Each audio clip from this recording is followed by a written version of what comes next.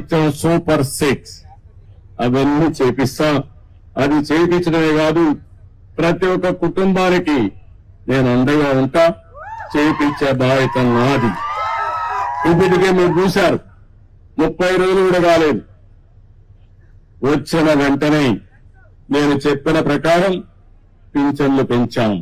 3,000 రూపాయలు 4,000 రూపాయలు చేసి ఏప్రిల్ ఇస్తామని 7,000 రూపాయలు ఒకేసారి ఇచ్చిన ఏకైక ప్రభుత్వం భారతదేశంలో ఎన్డీఏ ప్రభుత్వం.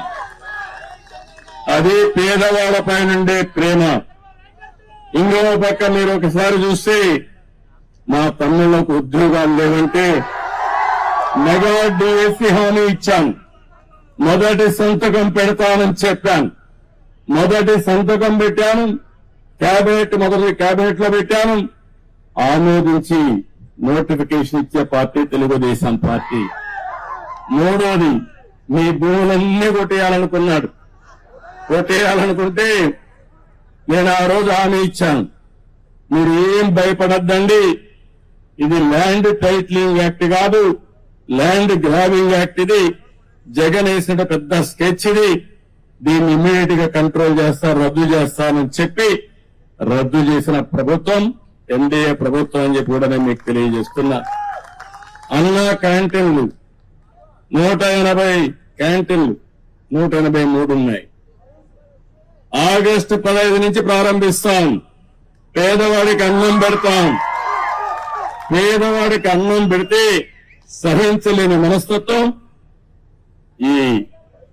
ఆయన పేరు కూడా నేను చెప్పకూడదు, ఇప్పుడు చెబితే చాలా చిన్నగా ఉంటుంది.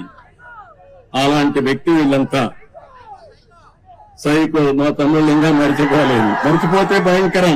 నేను మొన్న కూడా చెప్పా, నేను అందరితో మాట్లాడుతున్న ప్రపంచం అంతా, అందరూ మీరంటే మాకు అభిమానం ఉంది, మీ మీద నమ్మకం ఉంది, మేము వస్తామంటున్నారు. కానీ మీ రాష్ట్రంలో ఒక భూతం ఉంది, మళ్ళీ అది లేస్తే ఏమవుతుంది కాబట్టి అది కూడా ఆలోచించమని నేను చెప్పాను. ఆ భూతానికి భూత వైద్యులు చూసుకుంటున్నారు. శాశ్వతంగా ఆ భూతాన్ని వదిలించే బాధ్యత మా ప్రజానీకానికి అప్పచెప్పానని చాలా స్పష్టంగా చెప్పాను. ఆ భూతాన్ని పూర్తిగా కంట్రోల్ చేసేది భూత వైద్యులు మీరే, అది గుర్తుపెట్టుకోవాలి. అది కంట్రోల్ చేసి ముందుకు పోదాం.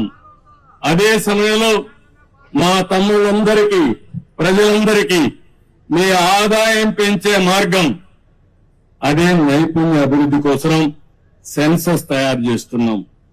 అందులో ఏ విధంగా మీ ఆదాయం పెరుగుతుంది, యువతకు ఉద్యోగాలు ఏ విధంగా వస్తాయి, ప్రపంచం మొత్తం రాణించాలంటే ఎలాంటి నైపుణ్యం మీకు కావాలో అది ఇప్పించే బాధ్యత మాది. దానికి కూడా శ్రీకారం చుట్టామని చెప్పి కూడా నేను మీకు తెలియజేస్తున్నా. అన్నింటికంటే ముఖ్యంగా ఇసుక, ఉచిత ఇసుక ఫ్రీ. ఏం తమ్ముళ్ళు ఎన్నికల ముందు చెప్పాను, ఫ్రీ ఇసుక ఇస్తానన్నాను, ఉచిత ఇసుక ఇస్తాన్నాం. మాట నిలబెట్టుకున్న పార్టీ ఎన్డీఏ పార్టీ అని చెప్పి కూడా నేను మీకు తెలియజేస్తున్నా.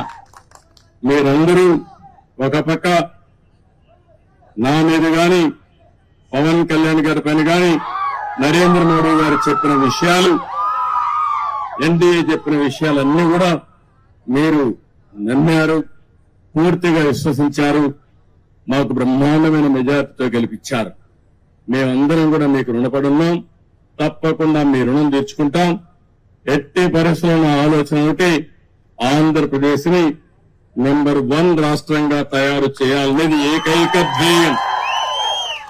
ఇప్పుడు ఎక్కడున్నామంటే అందరికంటే వెనకాలన్నాం.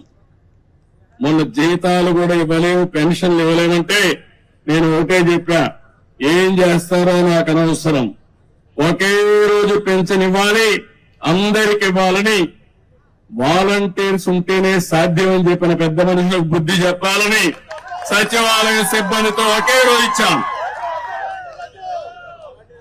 అందుకని సచివాలయ సిబ్బందితో ఒకే రోజు పింఛన్లు ఇచ్చిన పార్టీ తెలుగుదేశం ఎన్డీఏ ప్రభుత్వం. అవునా కాదా అని అడుగుతున్నా మిమ్మల్ని.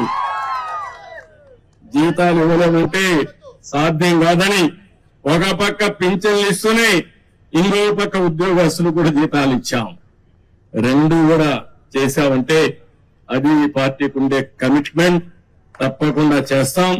మీరు కూడా ఒకటే చెప్తున్నా, ఈ రోజు మీ ఉత్సాహం చూశాను. ఊర్లు కదిలొచ్చారు. మనస్సు నిండా అభిమానమే. ఎంత అభిమానం అంటే ఆ అభిమానాన్ని పూల వర్షం కురిపించి బ్రహ్మాండంగా మాకు స్వాగతం పలికారు. నేను మిమ్మల్ని కోరేది ఒకటే, మేము పనులు చేస్తాం. మీరు ఆలోచించి అవన్నీ ఏ విధంగా అమలు చేస్తున్నాం చూసుకోండి. నేను చెప్పేది మా నాయకులు చెప్పే మాటలు కూడా మీరు వినండి. ఇన్ని మీరు సహకరించండి. మీ యొక్క శ్రేయస్సే మా అభిమతం. దానికోసం పనిచేస్తాం. ఏ పని చేసినా ఈ రోడ్లన్నీ చూస్తున్నా, ఏం చేయాలో నాకే అర్థం కావడంలా. ఆ గొయ్యల్లో ఎవరిని పూడ్చాలి? తమ్ముళ్ళు ఎవరిని పూడ్చాలి? ఆ గొయ్యల్లో ఆ గొయ్యలు పెట్టిన వాళ్ళు పూడ్చాలి. ఇప్పుడు మనం ఆ పరిస్థితిలో ఉన్నాయి.